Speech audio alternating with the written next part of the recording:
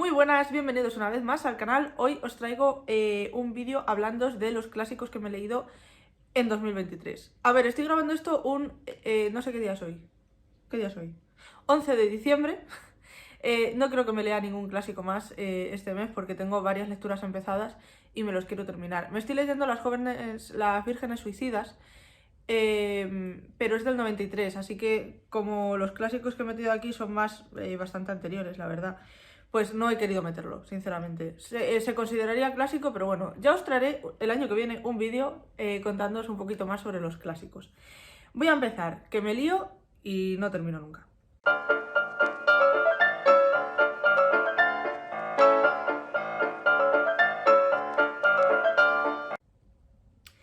Voy a ir por orden cronológico, porque lo que he hecho ha sido coger Goodreads y ver cuántos clásicos me he leído.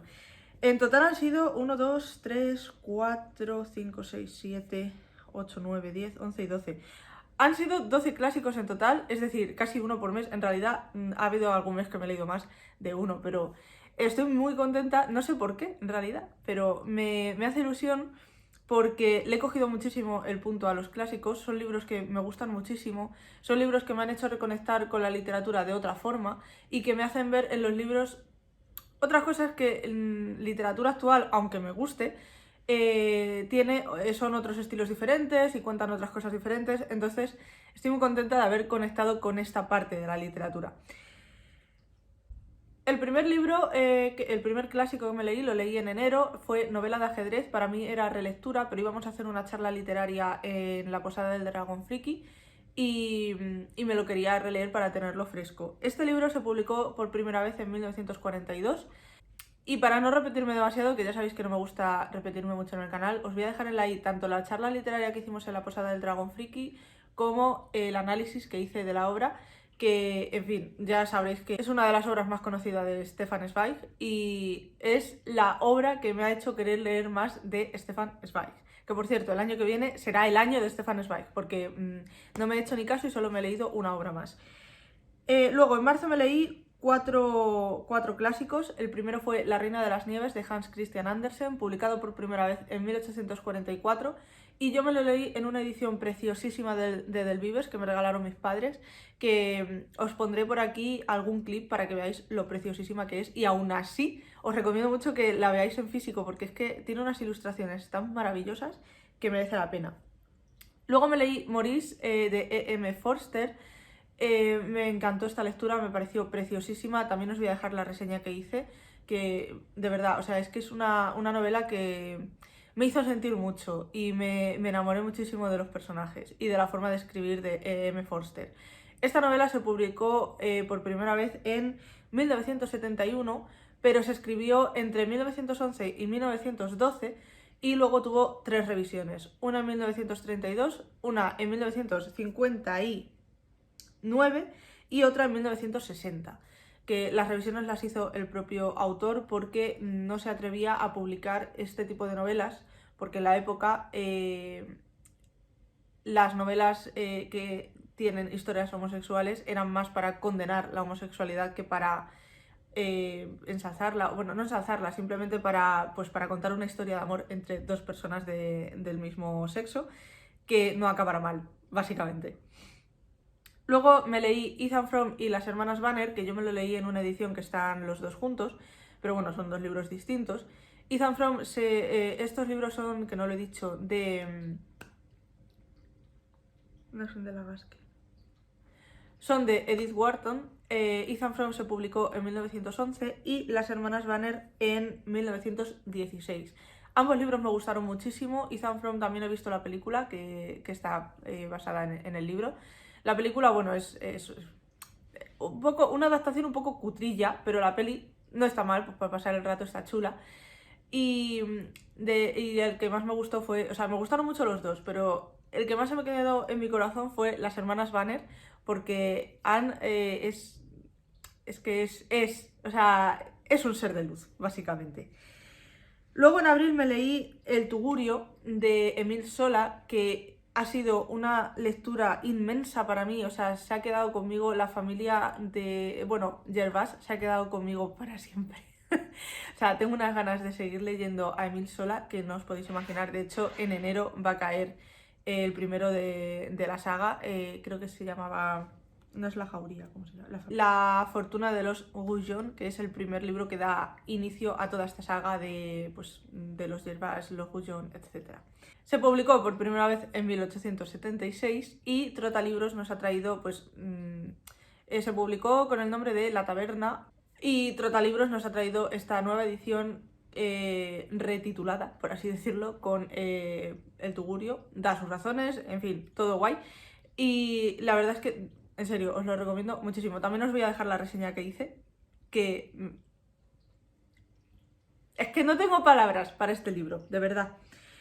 Luego, a finales de abril, creo recordar, si no principios de mayo, me terminé, por fin, Los renglones torcidos de Dios de Torcuato Luca de Tena. A ver, yo sé que a este libro le ha jugado la mala pasada de que lo dilaté muchísimo en el tiempo, porque yo este libro me lo empecé en enero y lo terminé en abril. Es un libro relativamente corto, creo que tiene unas 300 páginas como mucho, y lo dilaté muchísimo en el tiempo porque se me estaba haciendo bola y en realidad no entiendo por qué, porque no es un libro que sea o sea, que tenga ninguna dificultad ni nada por el estilo, simplemente pues se me atravesó en enero, lo iba cogiendo como a pequeños cachos, o sea, me iba leyendo 30 páginas un mes, 50 otra, un desastre. El caso es que el libro está bastante bien, pero aquí yo pues eso, me ha jugado un poco mala pasada eso, el dilatarlo en el tiempo. Sé que es un libro que si me lo hubiera leído del tirón me hubiera gustado muchísimo más. Se publicó por primera vez en 1979 y creo que es el libro más reciente que tengo en esta lista. Luego en mayo o junio, no me acuerdo exactamente el mes, me leí Momo de Michael Ende, porque también íbamos a hacer una charla literaria en el canal de la Posada de Dragon Friki y íbamos a comentar La historia interminable y Momo. La historia interminable es un libro que yo me he leído tantas veces que me hubiera gustado releérmelo para esa charla, pero en realidad falta no me hizo. Momo no me lo había leído nunca y me gustó muchísimo. Muchísimo. Os voy a dejar en la cajita de información la reseña que hice para Instagram, por no repetirme, pero me parece que es un libro infantil que encierra un mensaje tan precioso sobre cómo estamos mal utilizando el tiempo.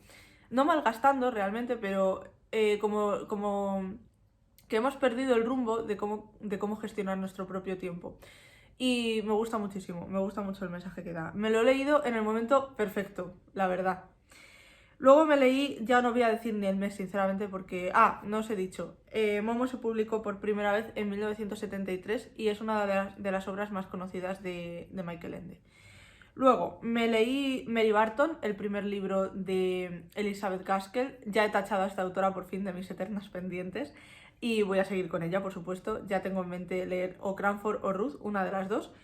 Mary Barton se publicó por primera vez en 1848 y nos habla muchísimo de la lucha obrera, del sindicalismo y de cómo vivía la gente pobre en los bajos fondos de Londres. Es increíble esta novela, me gustó mucho. Es verdad que quizá tiene un poco de lío de estructura. Hay algunas cosas hacia el final que no concuerdan mucho con el resto de personajes, pero bueno, no está mal. También os voy a dejar en la cajita de información la reseña que hice para Instagram y así veis un poco más en profundidad mi opinión.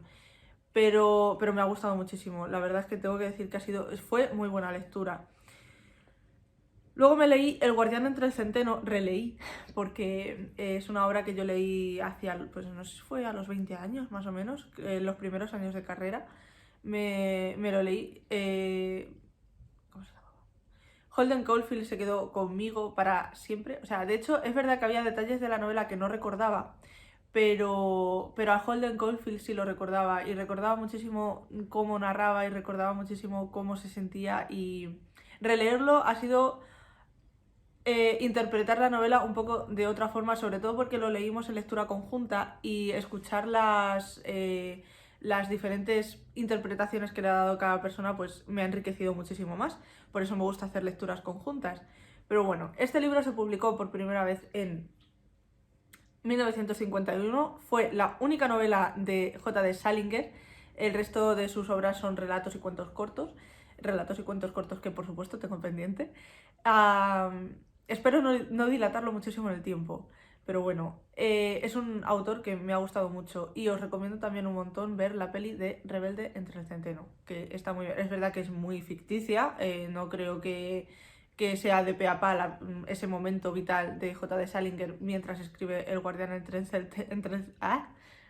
El guardián entre el centeno, pero aún así creo que es una película que merece mucho la pena y que puede dar algunas claves para entender mejor tanto a J.D. Salinger como al personaje, a Holden Caulfield.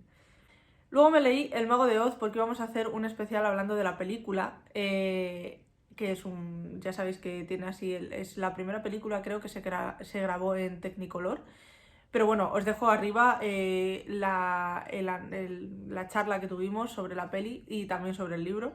El caso es que como íbamos a ver la película, a mí me apetecía mucho, desde hacía mucho tiempo, leer el libro. Como es cortito y es un libro infantil, pues me lancé a ello.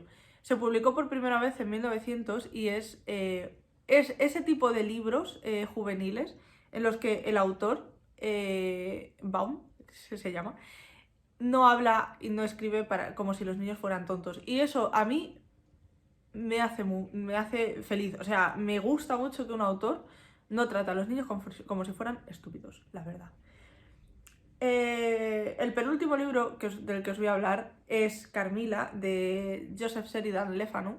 Yo este libro es relectura, ya me lo había leído en una versión que tiene Libros del Zorro Rojo, que me parece una maravilla. O sea, está ilustrado, las ilustraciones son tétricas, sinceramente. O sea, es un libro que tengo en la estantería, lo tengo en horizontal, porque tenerlo en vertical con la portada me da mucho yuyu. Pero bueno, es un libro que tengo en 3 ediciones. Tengo la edición de Libros del Cerro Rojo, la versión de Alianza, que es súper finita, y me cogí la versión de Alma Ilustrados porque me parece una edición preciosa también, y es en esa edición en la que me lo he releído. Me gusta mucho, es un libro del que os quiero hacer análisis, no sé por qué todavía no lo he hecho, bueno, sí lo sé, porque no tengo tiempo, pero vamos, es un libro del que os quiero hacer análisis porque tengo una opinión un poco impopular. O sea, es un libro, y así os adelanto un poco, es un libro que el colectivo LGTBI se lo ha apropiado como algo positivo, y yo creo que en el libro precisamente Joseph Sheridan Le Fanu lo que hacía era un poco condenar que hubiera relaciones homosexuales, sobre todo entre mujeres. Es una opinión, ya os digo, impopular. Tiene su mérito el hecho de que retratara una relación lésbica, una relación sáfica. De hecho, creo que es de los primeros libros que tratan una relación así. Pero, pero yo no lo interpreto como algo positivo, sinceramente. O sea, es positivo el hecho de que lo retrate, sí. Pero no es positivo el cómo acaba ni Carmilla ni Laura, la verdad. Pero ya os contaré en el análisis y os daré mis razones porque no quiero que me crucifiquéis, porque ya os digo, es algo muy impopular. Y el último libro del que os voy a hablar es Frankenstein, también relectura. Creo que lo leímos, sí, lo leímos en lectura conjunta para el club de la Posada del Dragón Friki. Hay pendiente un directo hablando de este libro, pero aún así os voy a dejar ahí el análisis que hice hace un par de años o unos cuantos más. Creo que es del 2019 el análisis. Pero vamos, sigo pensando prácticamente lo mismo. Si acaso Víctor Frankenstein me ha caído peor todavía, o sea, me ha parecido una persona tan despreciable. El hecho de que el monstruo que él crea sea mucho más humano que el propio ser humano, dice mucho. Pero vamos, os dejaré en la i, tanto para que este vídeo no se haga mucho más largo, como para, de nuevo, no repetirme. Y estos han sido mis clásicos del 2023 y vuelvo a la reflexión del principio. Me ha encantado leer tantos clásicos, sobre todo no conocidos, porque es verdad que alguna relectura ha habido. Novela de ajedrez, El guardián del centeno y Carmilla y Frankenstein han sido relecturas, pero igualmente adentrarme en libros que no conocía y en autoras, Elizabeth Gaskell o Edith Wharton, que tampoco conocía y que me han dejado con tantas ganas de seguir, pues es para mí bastante positivo y lo aprecio muchísimo. Así que nada, sin más, muchas gracias por ver el vídeo. Si queréis dejarme en comentarios cuáles son los clásicos que habéis leído o cuáles son los clásicos que queréis leer en 2024, yo estaré encantadísima de leeros y quién sabe, a lo mejor podemos organizar alguna lectura conjunta.